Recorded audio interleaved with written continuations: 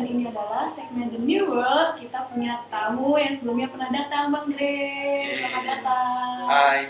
Nah, pasti teman-temannya udah kenal lah ya. Kalau misalnya belum nonton videonya, silahkan ditonton dulu. Atas biasanya. Nah, seperti biasanya di The New World kita akan ngomongin tentang kira-kira apa yang akan terjadi di masa depan, apa yang sudah terjadi di masa yang sekarang, dan kita harus menyiapkan apa aja nih gitu. Nah, seperti biasanya kita akan ngobrolin topik-topik ini dengan memakan samya. Main banyak loh.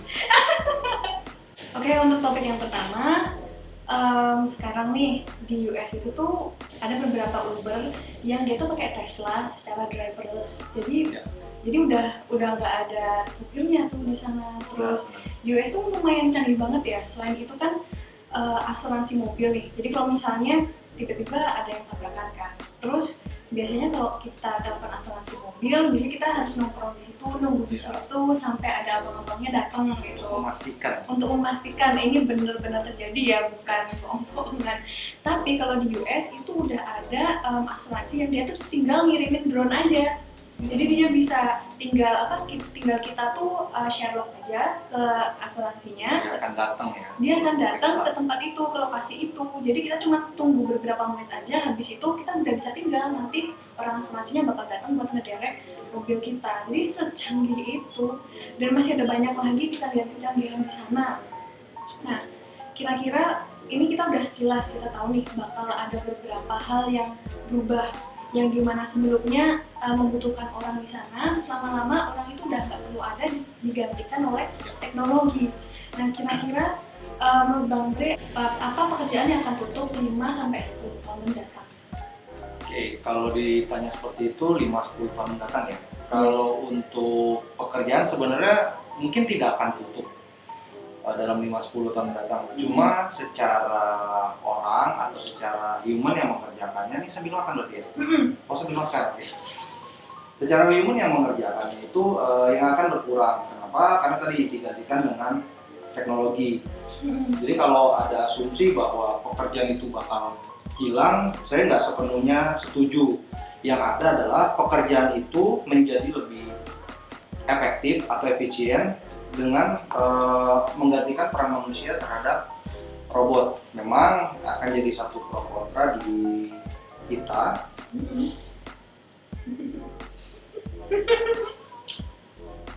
Jadi ada pro kontra di kita, khususnya Indonesia lah ya. Indonesia yang banyak sekali hal-hal yang berhubungan dengan manusia gitu. Bahkan orang luar aja mengenal Indonesia karena keramah tamahannya, karena sering atau suka berinteraksi dengan sesama manusianya.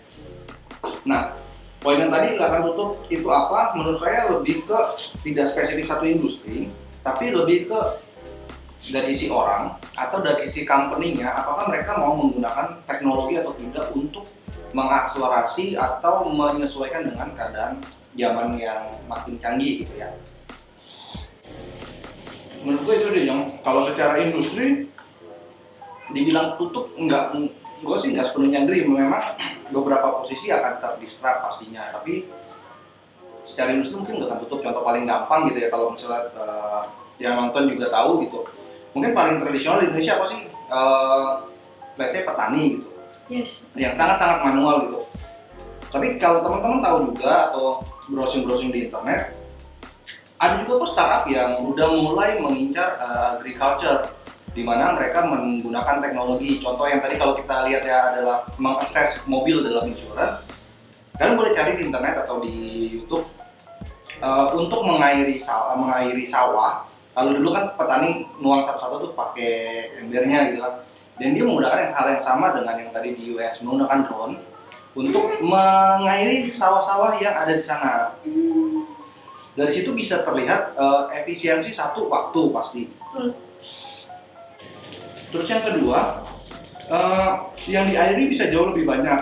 Mungkin kalau petani waktu menyiangi sawah, contohnya menyirami sawah, mungkin hanya bisa satu hari, contoh 500 meter persegi gitu ya. Tapi mungkin dengan drone, dengan waktu yang lebih singkat, jangkauannya bisa diperluas. Gitu. Nah, pertanyaannya kan balik lagi seperti yang tadi, ada nggak yang tutup? Nah, pertanyaan yang dengan case tadi adalah petani itu ngapain sih sekarang jadinya? gitu. Nah, jadi Pak petani tidak lagi mengerjakan itu, tetapi mengurus bagaimana hasil tani yang ditanam di sawahnya itu dapat dijual dengan kualitas terbaik dengan harga terbaik. Jadi perannya itu sudah bergeser. Jadi tidak ada namanya tutup, kecuali Pak petaninya tidak mau mengikuti perkembangan teknologi. Mak, itu baru kita bisa kategorikan Pak petani ini akan tergerus dengan zaman. Jadi kalau Pak Terus, taninya, iya, lama-lama pedes sih. Jadi bisa dibilang kalau misalnya Pak taninya nggak mau belajar gimana caranya mengoperasikan drone, Yes. ya dia lama-lama akan tergeser karena orang-orang akan memilih petani-petani yang lebih melek teknologi. Iya, betul. Mungkin kalau kita boleh ngaca ke kasus Indonesia gitu ya, ke frontal, kita boleh ambil belajar dari contohnya Gojek gitu, bagaimana mereka mendisrupt ojek pangkalan gitu. Pada awal-awal mereka mentakutkan ojek pangkalan itu akan hilang gitu, tapi ini Gojek udah berapa? Let's say 10 tahun gitu, 10 tahun di Indonesia ojek pangkalan masih ada kok. Kalau teman-teman boleh cek itu, ojek pangkalan masih ada. Hanya saja jumlahnya makin sedikit. Kenapa? Karena yang dulu jumlahnya kalau dalam skala gitu ya, dulu 10 tukang ojek itu pangkalan. Tapi dengan ada teknologi, 8 itu pindah. Kenapa? Karena mereka merasa teknologi ini membantu mereka dalam mendapatkan income, membantu mereka bekerja lebih terjadwal. Kalau ojek pangkalan kan nggak tahu nih, gue dapat order jam berapa, orang datang tidak pasti. Benar-benar. Dengan aplikasi mereka lebih terjadwal atau mendapatkan kepastian, gue bisa berangkat jam berapa. Bahkan bisa seperti orang kantoran, berangkat jam berapa, pulang mereka bisa atur. Tapi ada dua lagi yang nggak pindah. Nah ini yang memang jadi fenomena di Indonesia. Jadi alih-alih industri perojekan itu tutup, sebenarnya nggak tutup. Cuma ada yang pindah dan itu mungkin mayoritas karena tadi balik lagi ke pola pikir ya, pola pikir si tuang itu tadi, apakah ini memang membantu atau tidak. Benar, dan orang-orang yang open minded, jadi tukang ojek yang mereka tuh mau membuka diri sama teknologi, sebenarnya kalau aja menganggap mempermudah mereka. Betul. Karena dulu kan kalau tukang ojek pada umumnya mereka itu bisa aja mangkal pagi-pagi hari, Ya. tapi belum tentu mereka dapat. Hmm. Sedangkan kalau misalnya Gojek atau yang Grab sekarang, teknologi itu lebih mempermudah mereka mendapatkan customer. Mereka keluar ketika udah dapetin orderan. Jadi Betul. kalau boleh sedikit kan, dulu sempat punya beberapa tim yang main mobil lah ya, mobil online Oke. gitu ya. Jadi driver itu rata-rata memang dia nyalain dulu aplikasinya, and then ketika dapat mereka baru keluar gitu. Jadi lebih efektif dibanding yang tadi yang seperti yang bilang, dia keluar dulu, nyari dulu, itu ada probability sekian persen lah gitu. Tapi kalau ini kan dia udah nyalain dulu, ketika dapat dia baru keluar gitu. Artinya ada waktu yang dihemat di sana, ada bensin yang hemat di sana, ada tenaga yang dihemat di sana. Iya benar-benar, jadi sangat-sangat mempermudah. Oke, tadi kan udah kita udah ngomongin kira-kira sebenarnya tuh nggak ditutup. Jadi posisinya tuh sebenarnya nggak ditutup, tapi shifting aja. Nah, Betul. dengan adanya Apa teknologi, Terus dengan adanya teknologi, ini atau pekerjaan, posisi jabatan yang akan dibuka di industri manapun. Oke, kalau tadi kan bicara soal industri gitu ya, kalau dia lebih spesifik ke role. Kalau gue bilang pekerjaan yang bakal terdisrupt itu adalah bukan lagi-lagi bukan jabatan tertentu, tapi lebih ke role yang dia kerjakan. Satu yang pasti, itu yang bersifat administratif. Kenapa? Karena dengan adanya teknologi, sebenarnya goals teknologi kalau teman-teman mau tahu ya, goals teknologi adalah gimana caranya pekerjaan yang berulang itu dapat dilakukan oleh robot atau diabsorb oleh teknologi. Kenapa? Karena pada dasarnya manusia benci atau tidak suka dengan melakukan pekerjaan hal yang berulang. Makanya yang secara role kerjaan gue pikir sih tidak ada yang spesifik satu pekerjaan akan hilang, karena balik lagi selama pekerjaan yang dilakukan itu tidak bersifat administratif atau berulang. Jadi kayak asisten yang biasanya dia ngurusin kalender, itu kan sekarang udah lebih jauh dipermudah karena kita bisa setting sendiri. Asisten ngurusin kalender itu yang mana?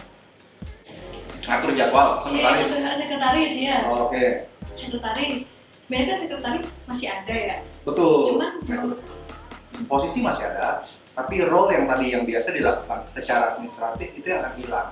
Sehingga pilihannya bagi perusahaan atau bagi para orang dulu ya, bagi para orang, pilihannya adalah kalau teman-teman punya 5 pekerjaan gitu, dan di satu pekerjaan Anda mempunyai 5 tanggung jawab, duanya atau tiganya adalah bersifat administratif, saya pastikan 3 atau 2 tadi bersifat administratif itu pasti akan hilang dalam waktu 5-10 tahun.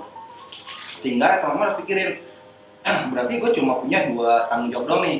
Nah, ketika punya 2 tanggung jawab doang, apakah dari sisi perusahaan akan menambah tanggung jawab yang baru atau mending gue gabung dengan yang lain? Nah, itu yang sering terjadi kan. Nah, tapi balik lagi mungkin tidak sebanyak orang punya point of view kayak tadi, bahwa memang cara perusahaan juga mikir dong. Dari tadi misal gue hire 1 orang buat ngerjain 5, ada 2 orang nih, HP sama mie yang pedas. Anggap aja nih 2 orang di satu company gitu, ini ngerjain 5 tanggung jawab, ini ngerjain 5 tanggung jawab. In total 10, and then gue jadi bosnya.